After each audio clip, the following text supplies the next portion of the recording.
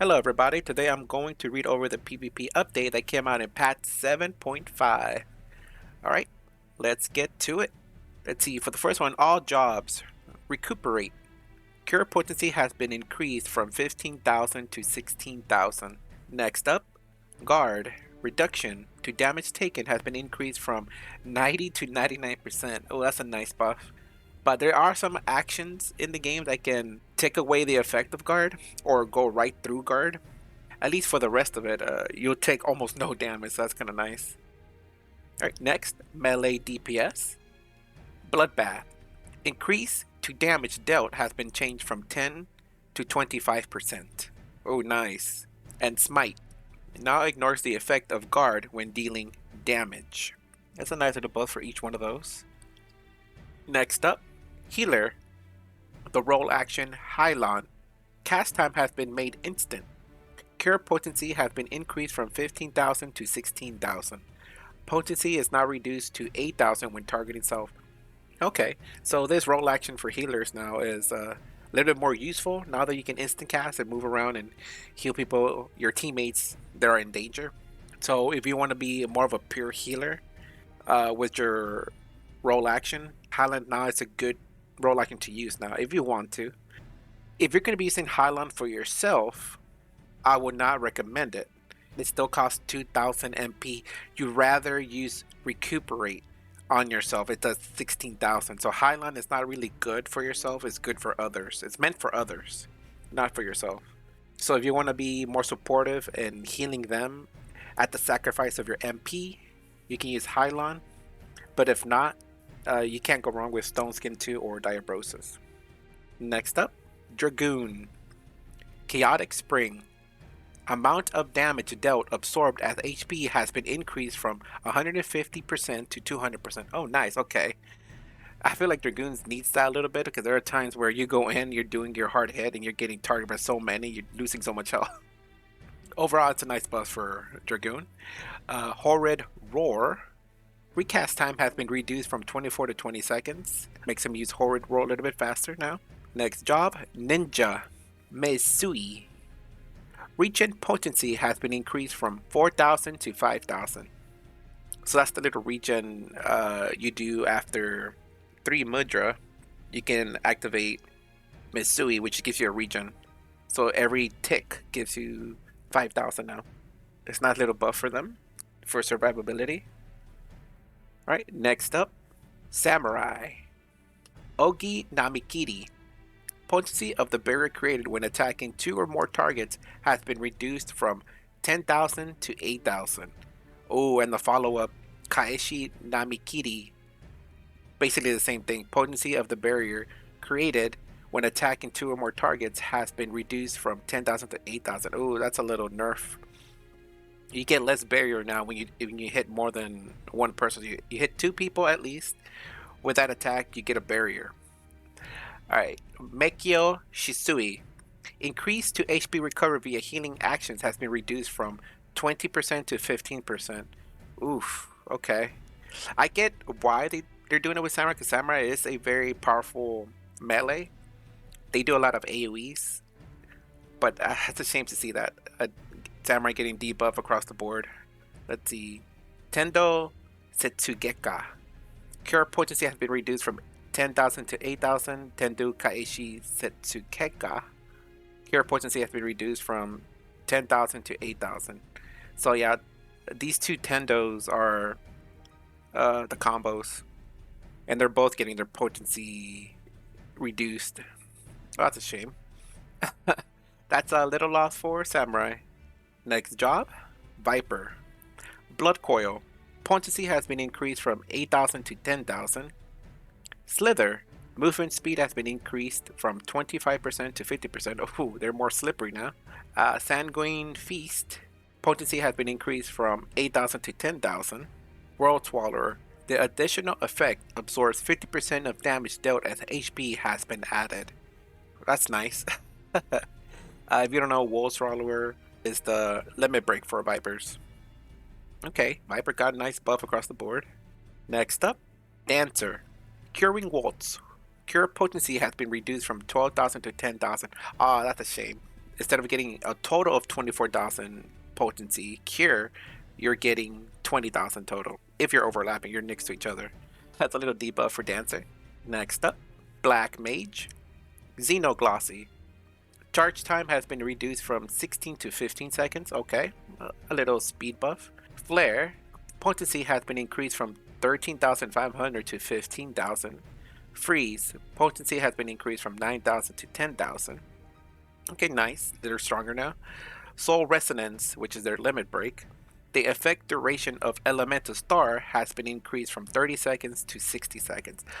Okay, so now you have 60 seconds to use the type of Elemental Star, which, what's it called? I think it's called Frost Star and Flare Star.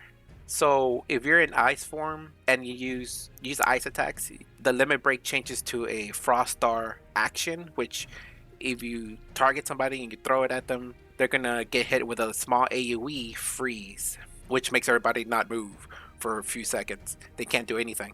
They're vulnerable to attacks. Or if you're in fire stance, Elemental Star was switched to Flare Star. It's the same AoE, but instead of freezing, it will do a damage over time.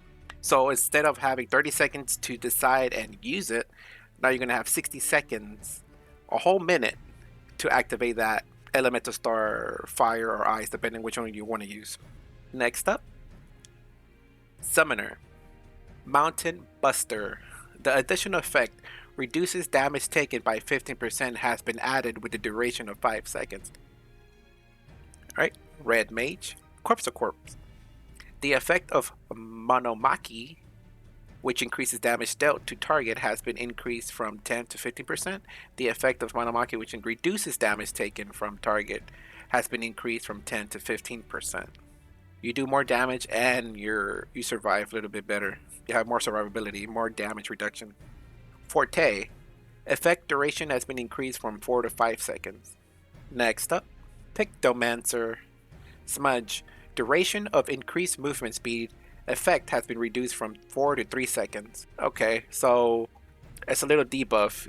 When you use Smudge, you get a little bit of a speed boost. You move around a little bit faster. Now it's been reduced by 1 second. Retribution of the Medine. Potency has been reduced from 16,000 to 14,000. Oh, that's a shame. Pictomancer is getting a little debuff. Next up, White Mage. Cure 3. Potency is no longer reduced after the first target. Okay, so everybody, when they get healed by Cure 3, everybody gets the same amount of cure. Sage. Pneuma. Recast time has been reduced from 30 seconds to 28 seconds. It's a little time sped up. The recast time has been sped up slightly by 2 seconds. That's nice, because Pneuma is one of the good attacks that you have with Sage, where you can do a damage and give everybody around you a barrier. Alright, next up, new items are available in exchange for trophy crystals.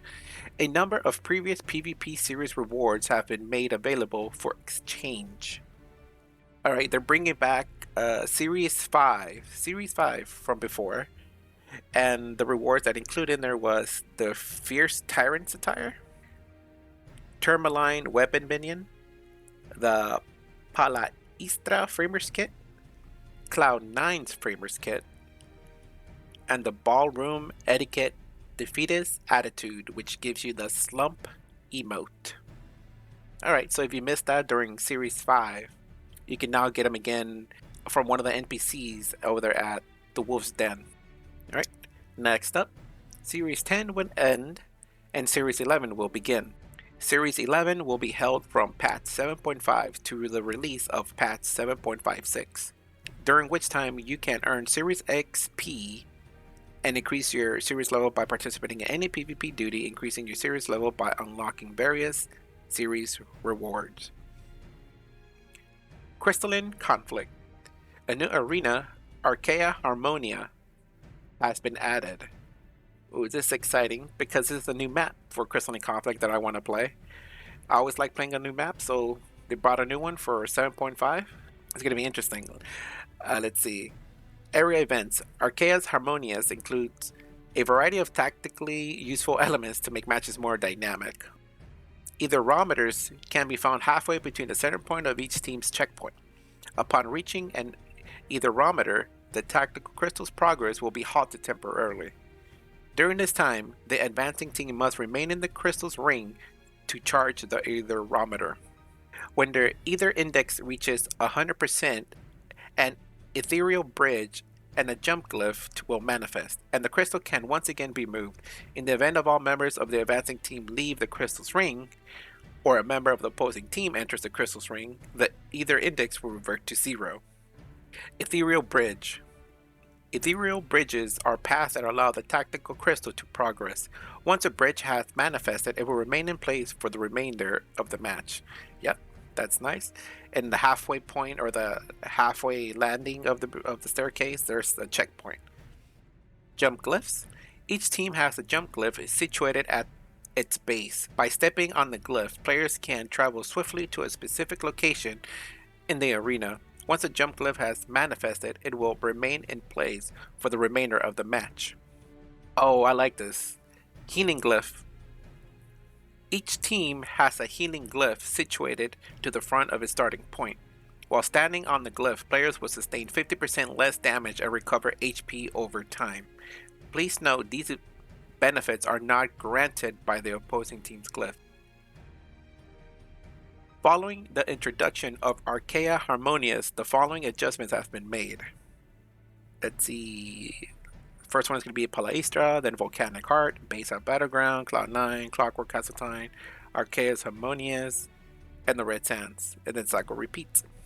It says the frequency at which available arenas rotate has been reduced from 90 minutes to 60 minutes Earth time. So yes, people that don't know, Crystalline Conflict was every 90 minutes it would change map. Other 90 minutes it would change map. And they have a list, and it just follows down the list.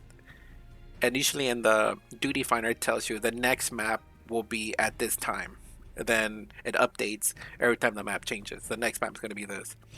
And the list is right here. So you can follow this list if you want. So you can know if you want to play the new map, Archaea Harmonious.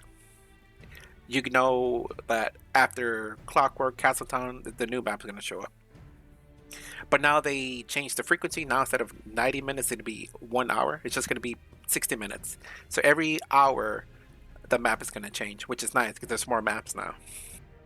All right. Next up, new items are available in exchange for commendation crystals. Oh, okay. These are the rewards that people got for playing ranked PvP in the past, and they're coming back now. But you can only get these items, they came back.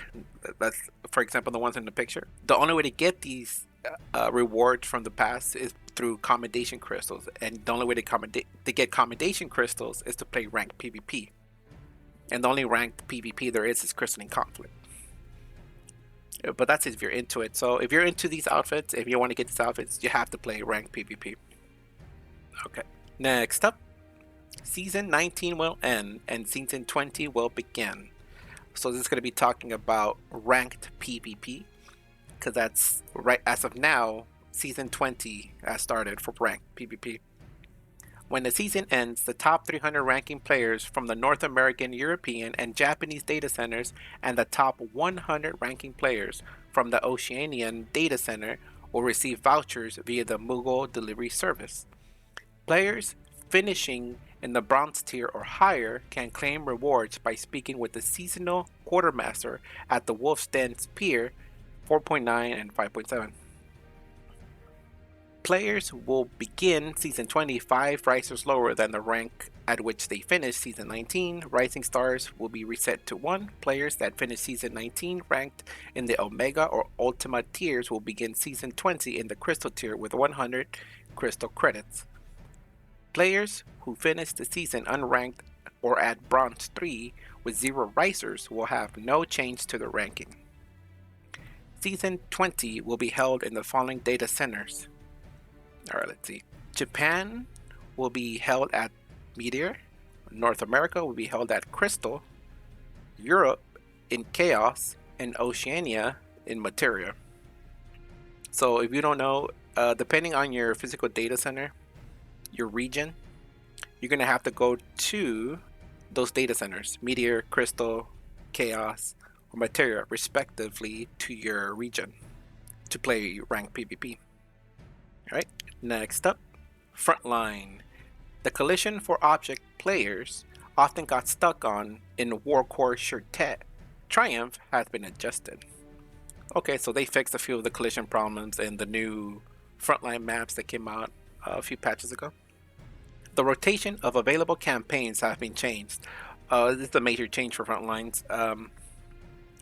In the previous series, it was be one daily map and then a new map. So you'll get either one of them. Now they're taking that away, like it was before. Now it's going to be just one daily map per day again. They're going to add a Warcore Shirtet into the rotation now, which is a bummer because the map changes in Frontlines are daily, not hourly, as it is in Crystalline Conflict now. So it makes sense why they do that, but that's kind of a bummer because if you miss that day, you have to wait until that map shows up on the cycle again. So it's one of the things you have to keep track of. So if you want to get your achievements done for like the new map Warcore Shirtet, which gives you, I think it gives you the Abominable Snowman. I'm describing it that way, but it's like that mount. You're gonna have to wait for the map to show up and then play the whole day, if hopefully you have time to play that day. And same thing goes with the other maps. There are other achievements that are tied to specific maps, so you have to wait for those days.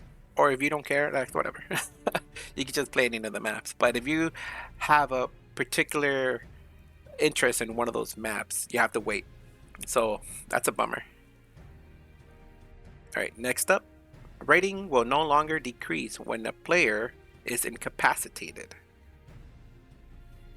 Yep, rating gain from knockouts. From no battle high all the way down to battle high 5. Before it was just a flat 8. Now from no battle high you get 6, and then the more of the battle high you have in your bar or on your character, you'll get more points. You would want your battle high to be as high as possible so you can get more points for your team. But remember, if you get knocked out yourself, if I remember correctly, your battle high gets reduced by half. And the battle high goes from 0 to 100, and each battle high is every 20 points. So no battle high is at 0. Battle high 1 is at 20, 2 is at 40, 3 is at 60, and 4 is at 80, and 5 is at 100. If I remember correctly, that's how it is.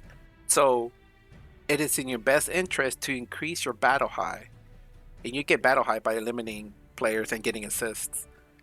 Increase your battle high and try not to get knocked out yourself so you can keep your battle high as possible and eliminating players so you can get way more points for your team and reach your team score and win. Ratings gained from assists from no battle high to battle high. Now it starts off at 3, and the highest you can get is 8 from assists. We'll see how this turns out, because there have been so many times where we've been in a situation where we're not winning, but we start attacking the winning team and we will flip the score from second, third to first. Like we would go from last to first or second to first. So now it's not a matter of slowing them down and surpassing them in points. Now it's a matter of who's going to get to number 1 spot first. Well, that's it for this patch notes. It's going to be interesting experiences Frontlines from now on as they change this again. But yeah, if you want to reach the patch notes, I've included the link in the description below. If you found this video helpful, please subscribe. Thank you for watching. More videos coming soon. Bye bye.